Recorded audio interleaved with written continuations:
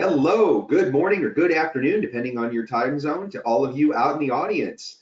Thank you for joining us again today for the fourth episode of Screens Unscripted, our series of fireside chats. This is meant as an opportunity to explore innovations and trends in digital signage and display technology with industry subject matter experts and luminaries. I do see some familiar faces out in the audience, so for those of you who are returning, welcome back. My name is Jonathan Braun. I'm a principal at Braun Consulting. I'm a director of the Digital Signage Experts Group, and I'm a board of directors member at the Digital Signage Federation. Before we begin, I would be remiss if I did not thank Sony, our sponsor. They've been instrumental in helping us produce this series and helping us bring outstanding partners in for these discussions. And they are also an advisory council member to the DSF, so we certainly appreciate their support. Now, today we have a very special guest, one I'm really looking forward to having a conversation with. But before I ask him to introduce himself and kick this off, I do want to do a bit of housekeeping for all of you out in the audience. As you probably noted when we started, everyone's on mute, so please use the chat or Q&A boxes on the right-hand side of your screen in the GoToWebinar panel. If you moved it, I can't really help you because I'm not psychic, but it should be on the right-hand side of your screen. You can communicate with myself, our guest, and I will be more than happy to facilitate those questions as we go. We will be doing Q&A at the end of our session, so think about some great questions you would like to ask. Also, for anybody who could not attend, we will be creating a recording of this that everyone will get notifications about, and Sony is also going to be kind enough to host it on their YouTube channel, so you will be more than welcome to share that with your coworkers or review if any of the discussion sounds interesting. And these are a continuing series of discussions with, as I mentioned, industry luminaries. Yes, I did call you one, Ron. And so stay tuned for future episodes. By all means, folks, if you do think of a topic or someone you'd like to see come on and join me for a chat, please let us know. We're always open to suggestions, and we want this to be a valuable series of discussions and information that you all will find useful. Okay, so let's get down to actual business. We have a very, very special guest with us today from Spectrio. As I said earlier, I was really looking forward to this conversation because this is a great topic with retail driving so much discussion in digital signage. And today's topic, transforming signage from a cost center, like a lot of people think of it as, into a revenue stream using retail media networks. So for what everybody's here for, I'd like to thank our special guest for joining us and give him a chance to introduce himself. Ron, would you mind giving a quick intro, talking about your role at Spectrio and maybe a little bit about Spectrio for people who may not be familiar with your organization? You bet. So my name's Ron Levac. I'm the Chief Innovation Officer at Spectrio. For Spectrio, for those who aren't familiar with them, and if there's anybody out there that's not, I'll have to talk to our marketing department about it, but hopefully you all are. But what our focus has been is to help brands or retailers better connect with their customers. And in one of those methods is, of course, digital signage.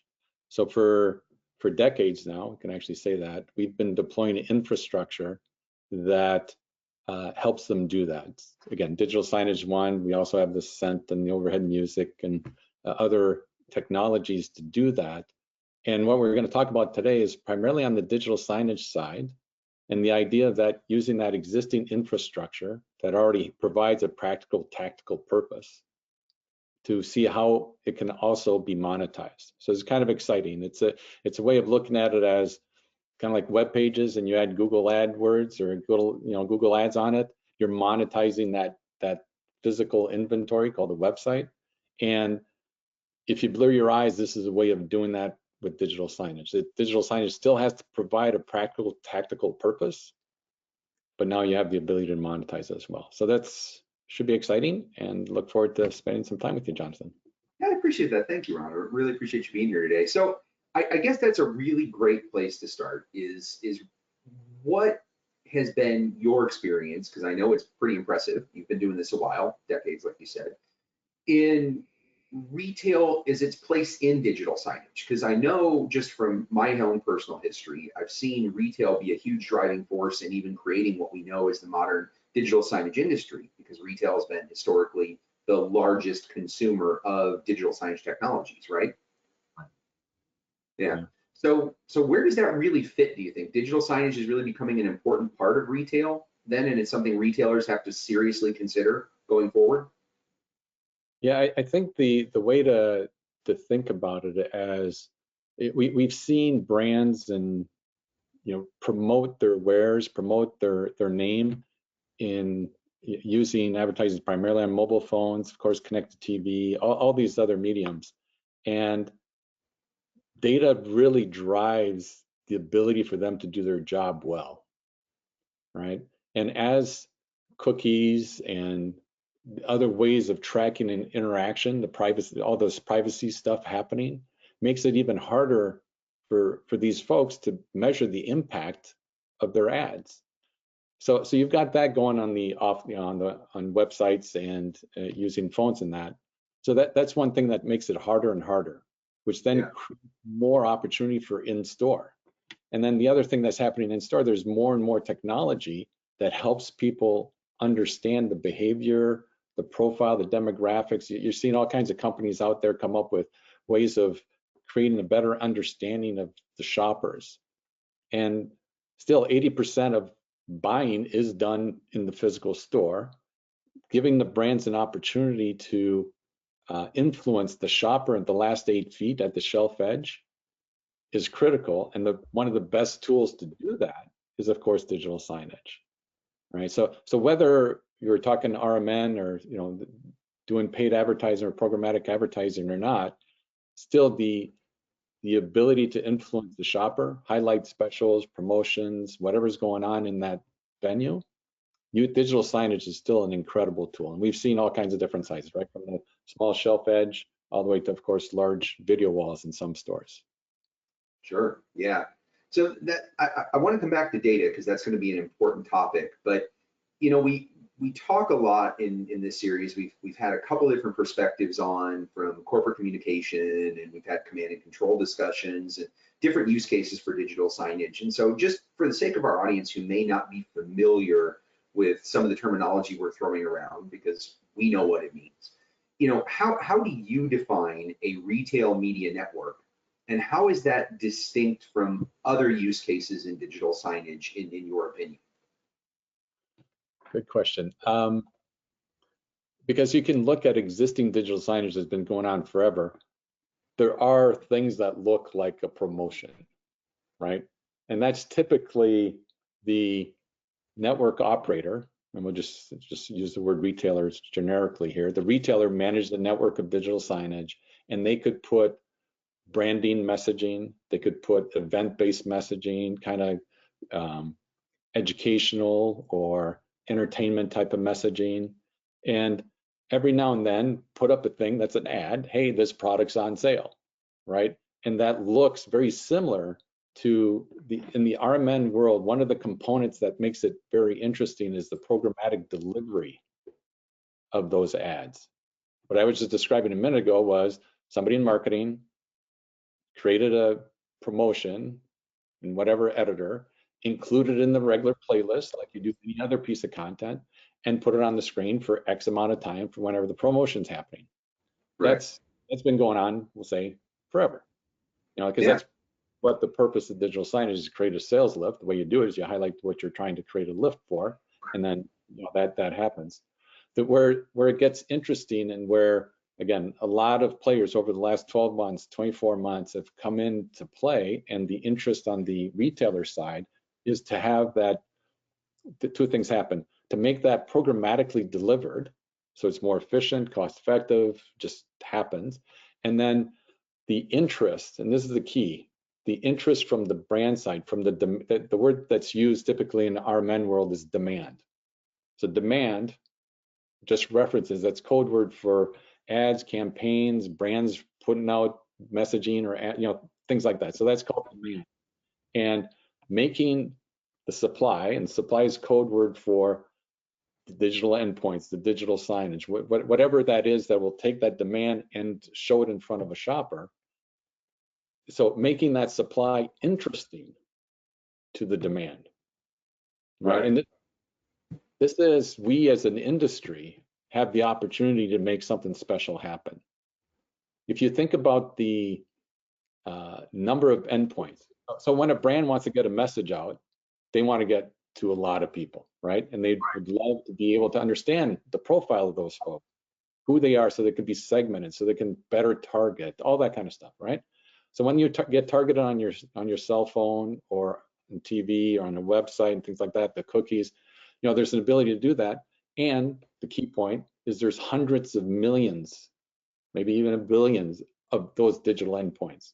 In the digital signage space, I think it's like 2 or 3 million digital endpoints that are connected, that is part of that supply that's exposed to the demand, right? So if I'm a brand, I want to reach 1 million impressions, okay, the math's pretty easy, right?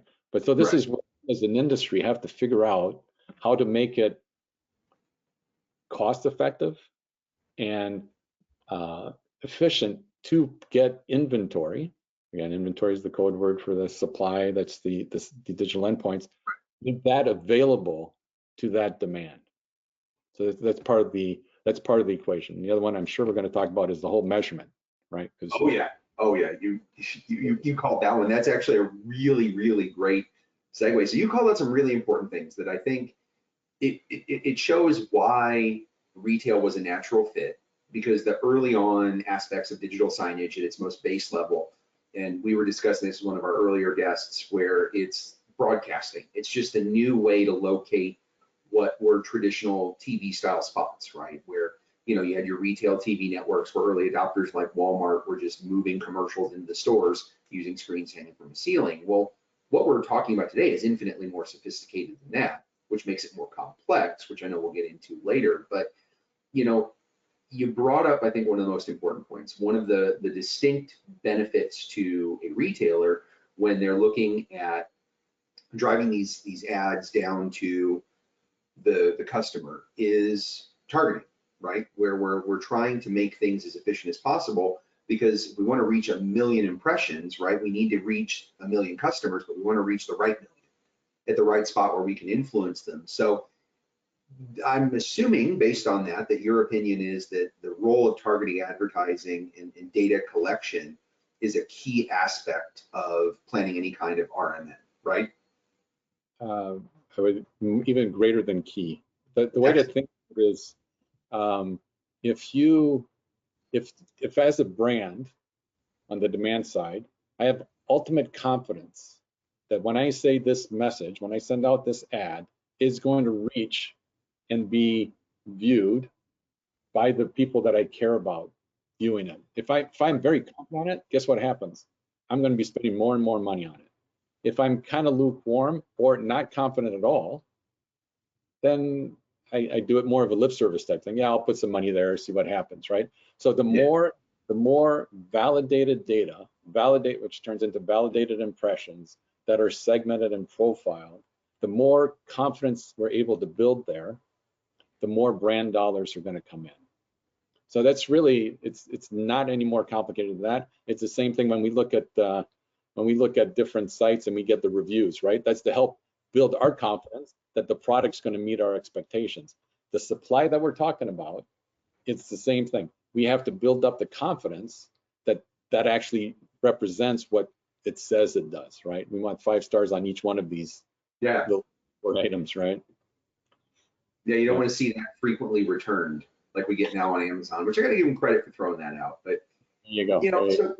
So this is a great aspect of it, because again, this plays into the strengths of digital signage as a whole, efficiently delivering targeted messages down to the individual screen, right?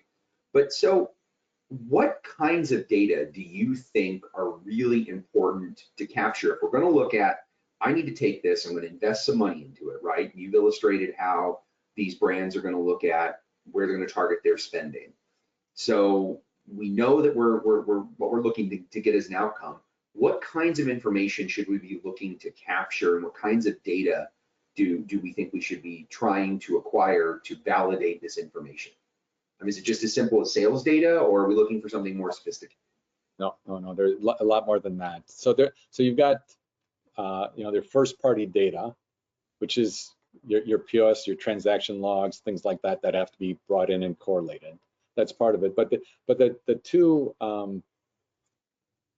there's the idea of profiling the viewer, right? And there's many ways of doing that, right? So there's just traffic count, opportunity to see, number of impressions, right? Body count in front of in the venue. And there's different technologies that provide more and more sophistication there. And it's a balancing act of how much infrastructure costs, because the difference between the online world is the infrastructure cost is paid for by the user, right? Yeah, they I mean, you're tracking buy, click, right? So right? that's pretty simple. But now you're talking about tracking in person, right? So somebody's got to deploy that infrastructure.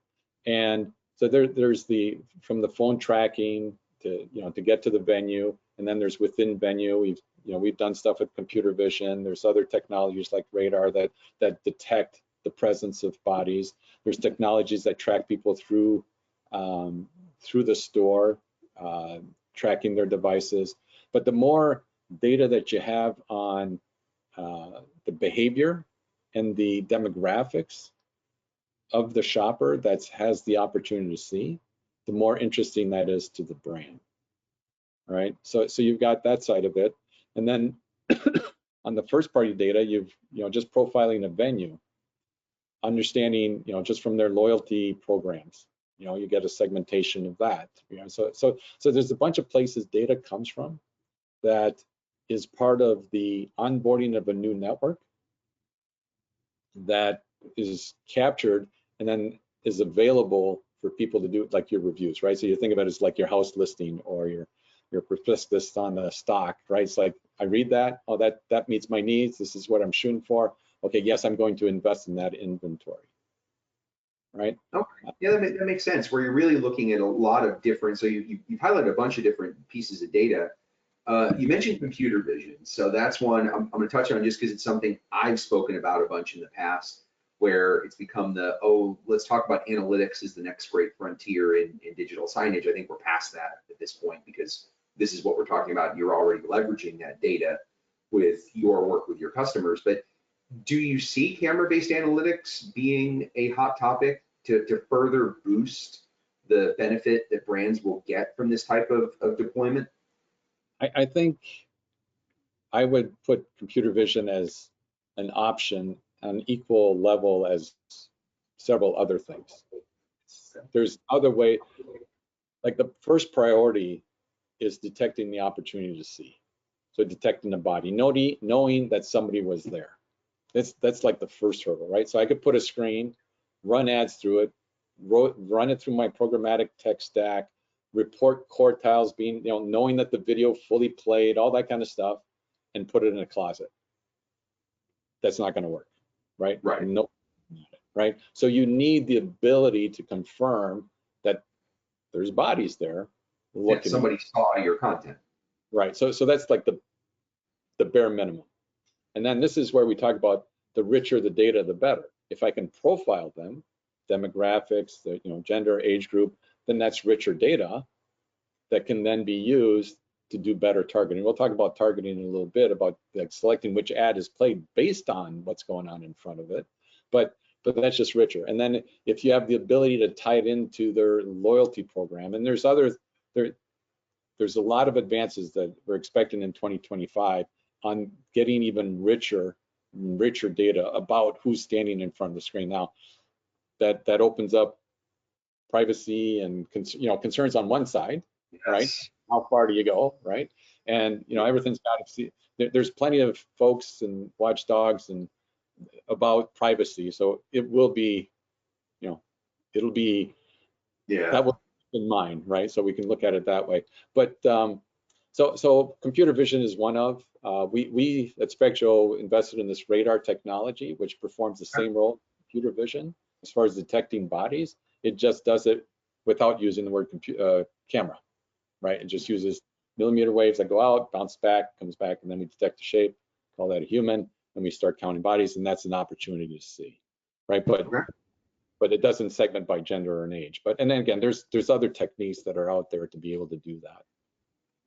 Yeah, that makes sense, because I know I've spoken about it from the privacy aspect before, because when you get out and you start talking about computer vision and you start talking about the sign watching you while you're watching it, there's always somebody who gets the hairs in the back of their neck going up and going, oh, I don't know that I want to be recognized.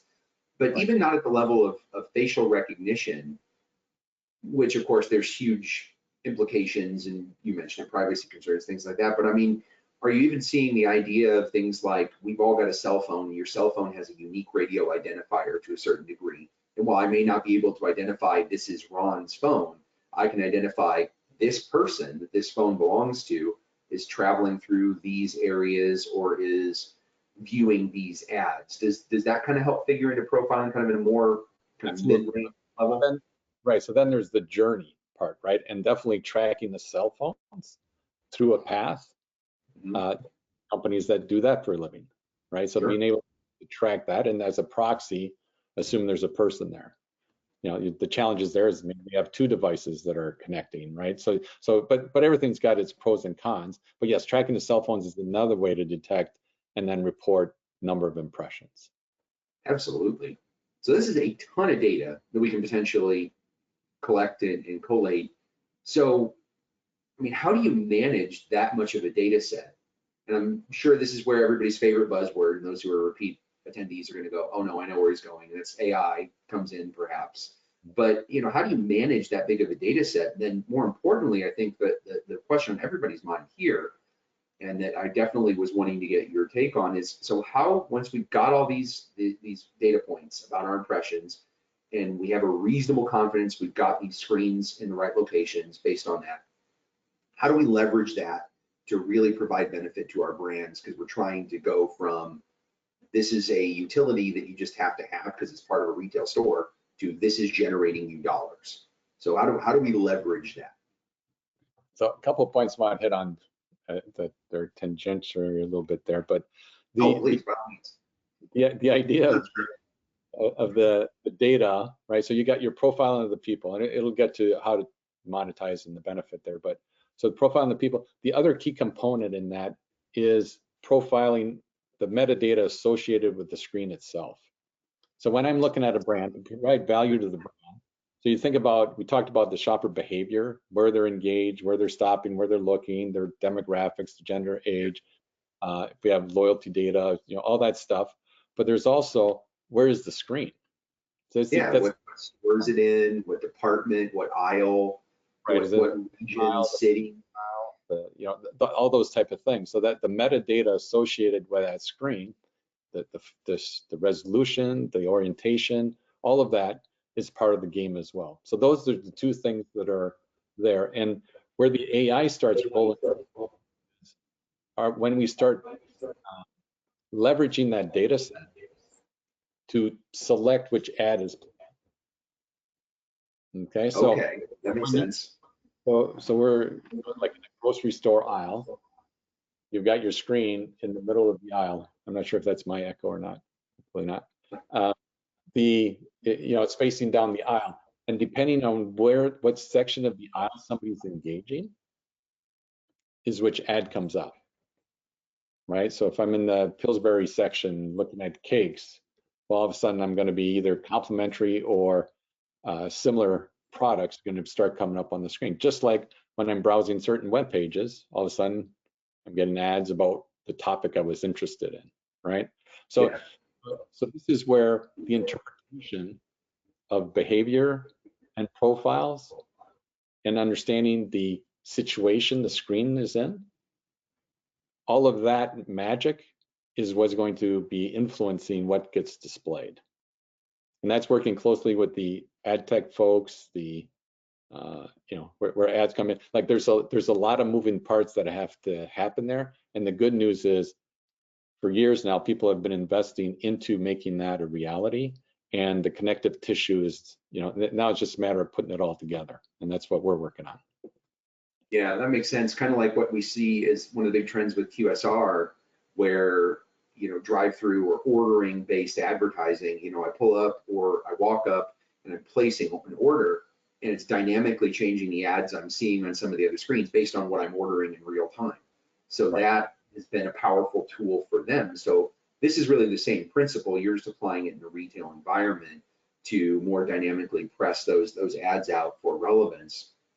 And I'm really glad you brought up the idea that the screen metadata, because a lot of people focus, and I know that I've been guilty of this too, is a lot of people focus on, oh, I want to know about the audience, but where the screens are at and how they're positioned and how that, we got to correlate those two data sets, we got to bring that in. And so that gives us a lot of really good things to leverage. So when we're talking about generating revenue out of a network like this, you know, a lot of people are probably going to wonder, what is the ROI we're looking for here? Is it an increase in sales in a particular product? Is it an overall increase in sales? I mean, obviously it's an overall increase in sales. That one's not rocket science. But I mean, are we looking at a specific sales lift, basket size increase, or maybe brands might even invest just based on customer experience?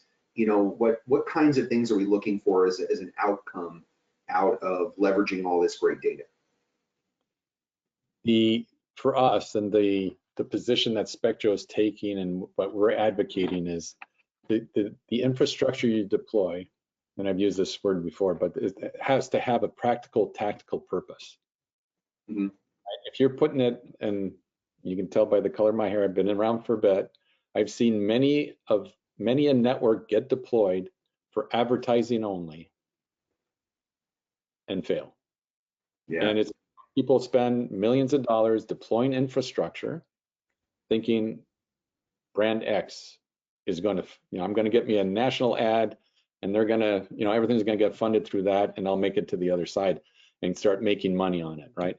And our friends at Lamar and JCDecaux and some of these guys have done it. Many have not, right? Yeah. And so the infrastructure's got to provide a practical, tactical purpose. So like, for instance, that screen I mentioned in the aisle in a grocery store, it's wayfinding, it's highlighting promotions in the aisle, it's bringing things there so that it creates what we all know digital signage is for, is to create a sales lift, you know, for the products there. In a retail setting where they're selling products, selling more products is pretty much a natural if you start highlighting it on a screen, right? So it's got to have that role. And then, you know, so you say 70% of it is justified through the natural impact of digital signage, sales lift.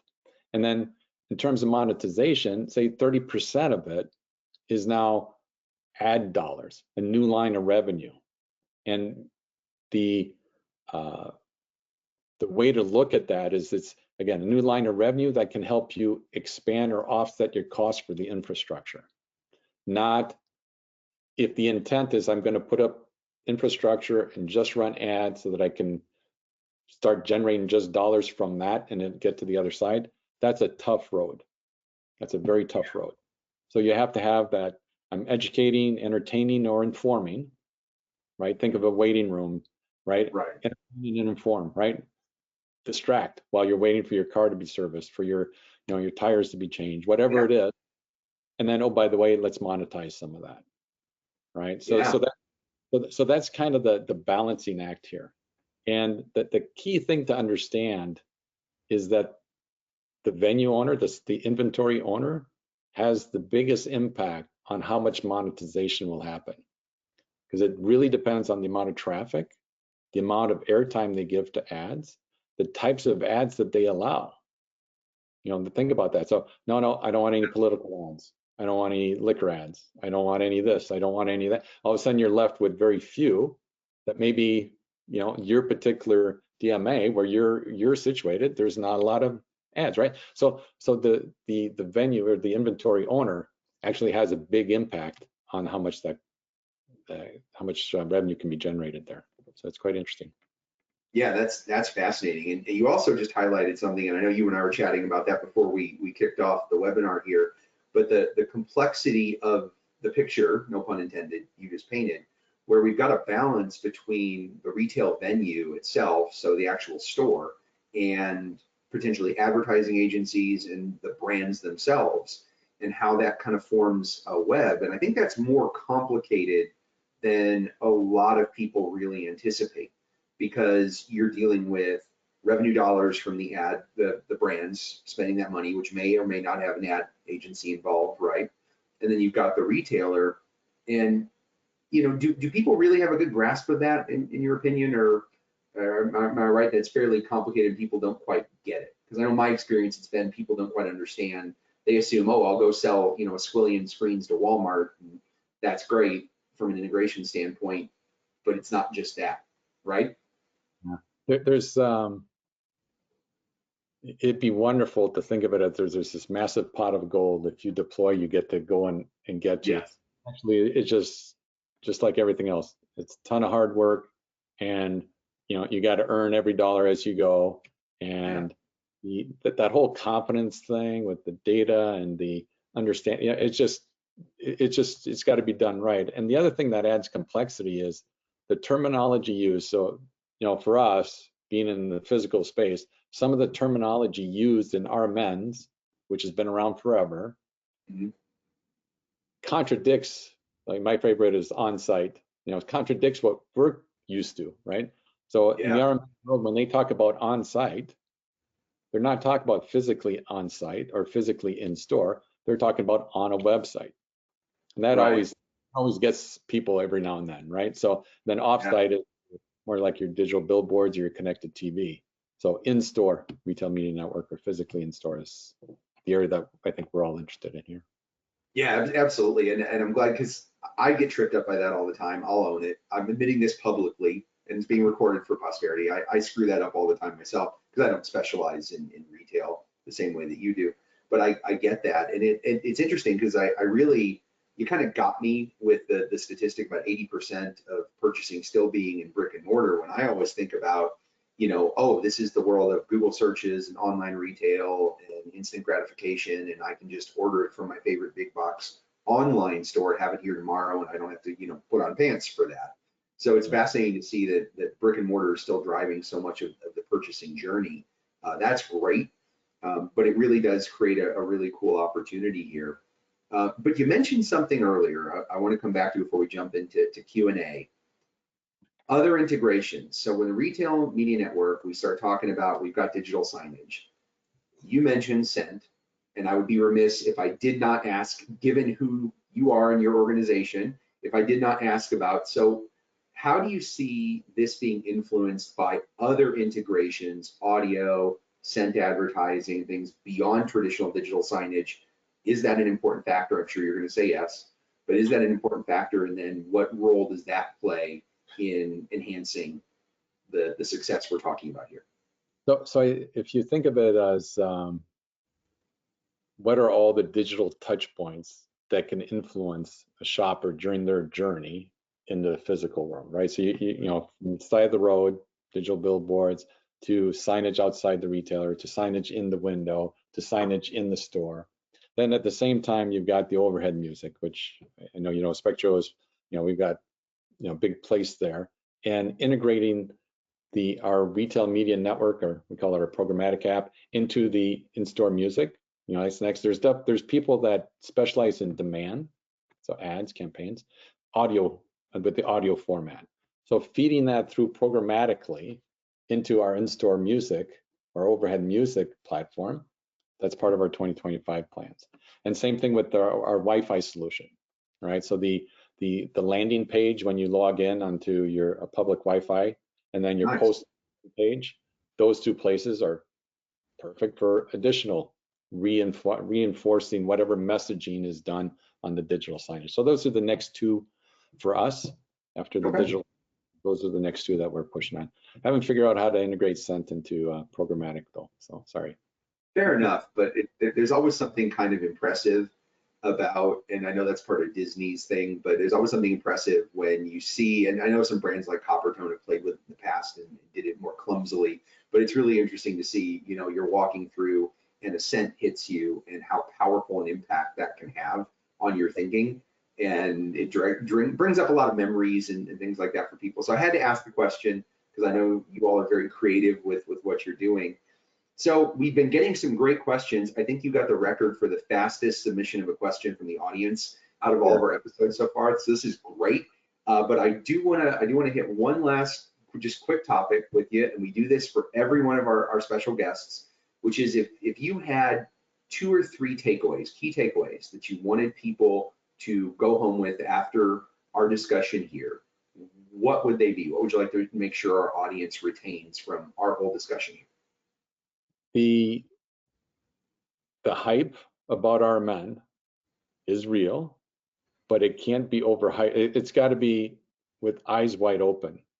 There's nothing magic. It still needs to, it still takes effort and has to have, again, that practical, tactical purpose of the infrastructure. And oh, by the way, you can monetize is how it has to be looked at.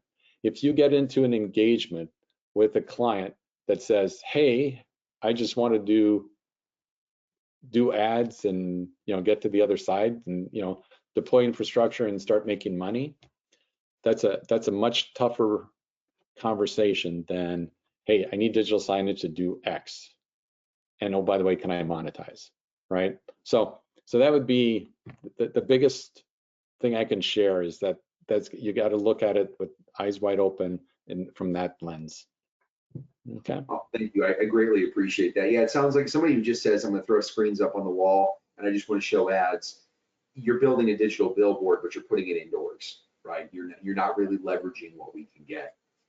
Okay, so we got some great questions from the audience. I'm really impressed. So we got some fun ones here. So I'm just going to go down the list. We got a good one here. What are your thoughts on retailers generating revenue with landlords? With landlords.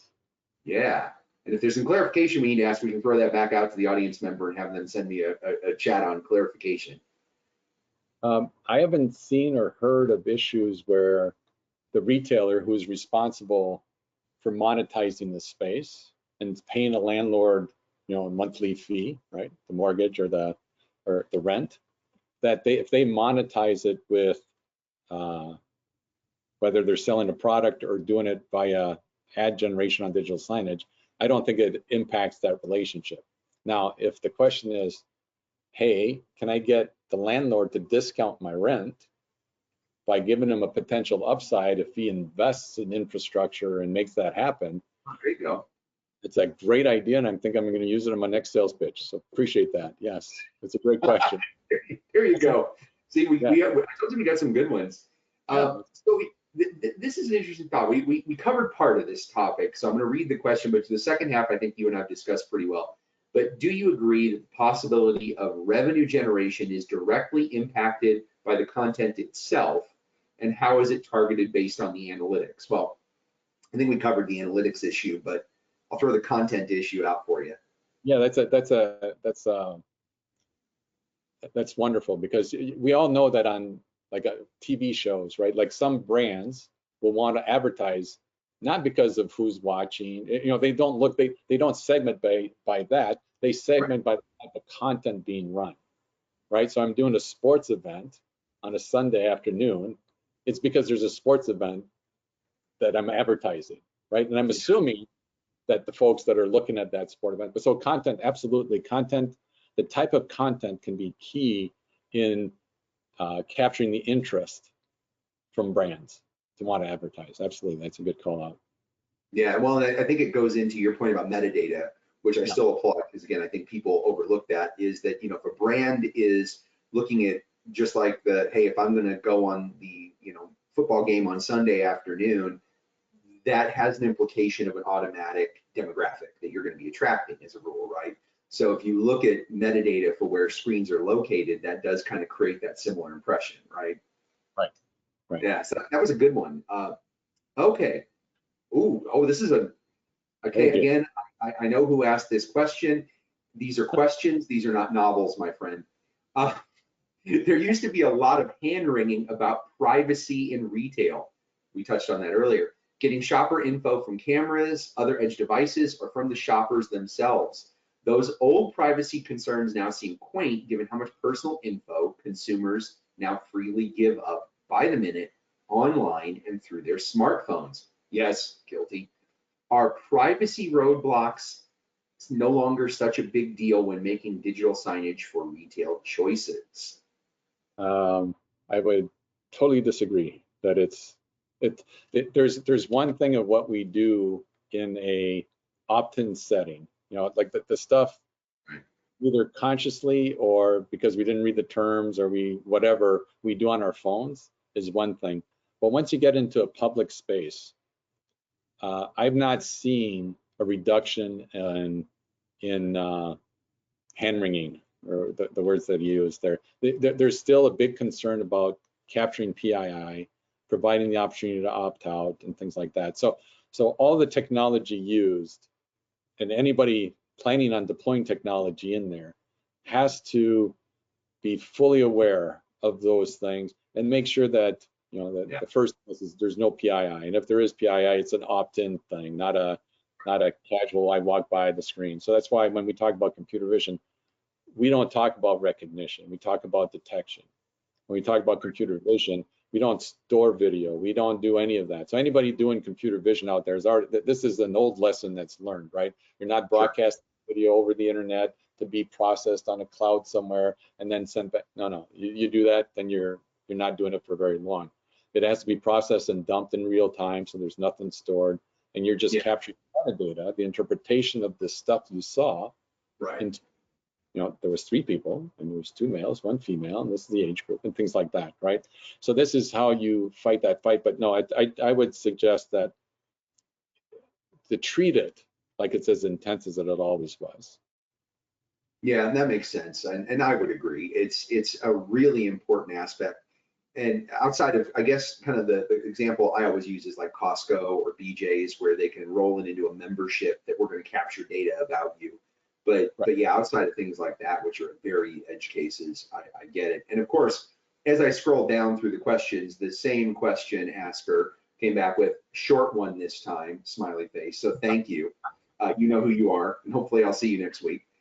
Do you see real-time dynamic pricing coming to retail? Is there a big role for digital signage there? I know that's a little controversial, but it's a good question.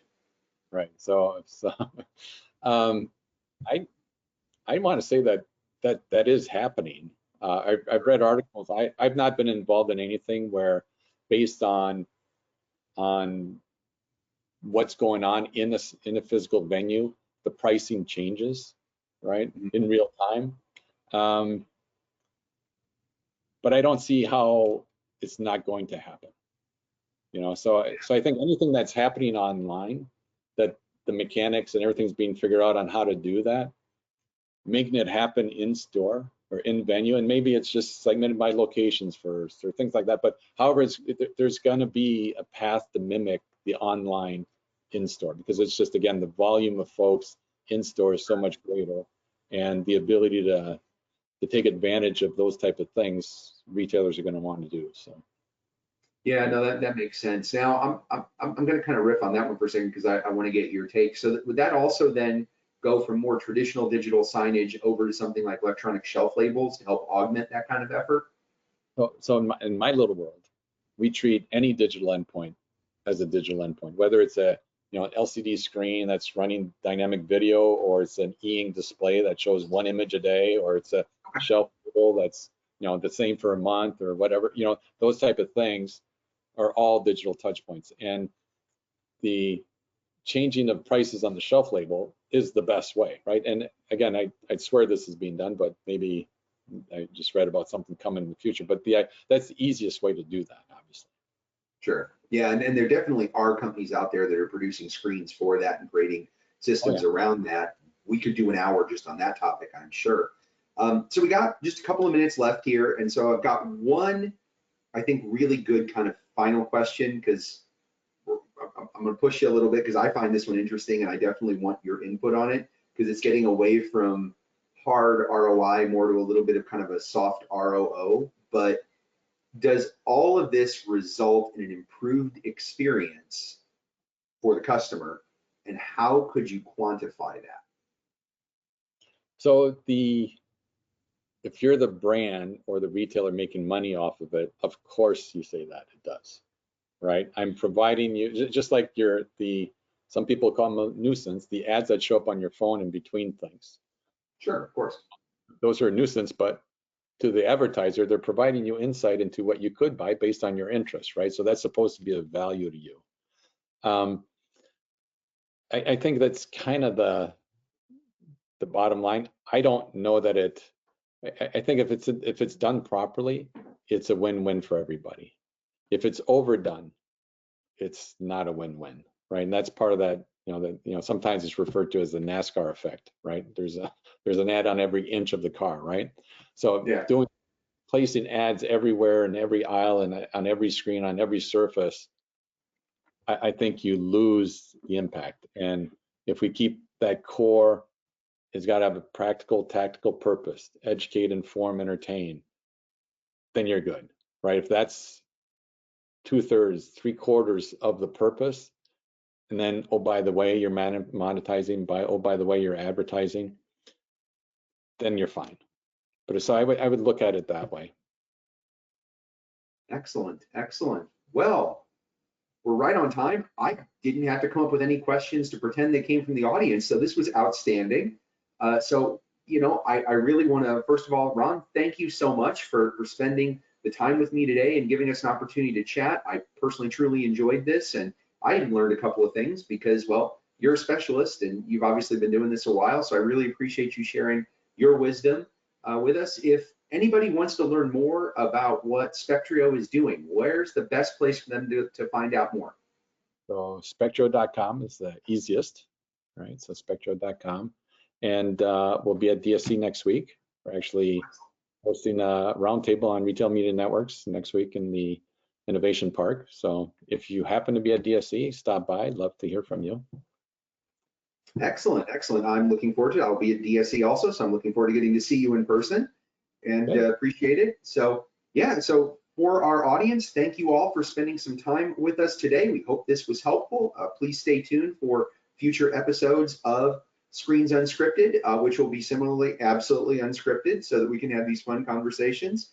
And we appreciate you spending your time. And thanks again to our friends at Sony for sponsoring. Ron, thank you again, sir. And I hope everybody has a great rest of your day. I know.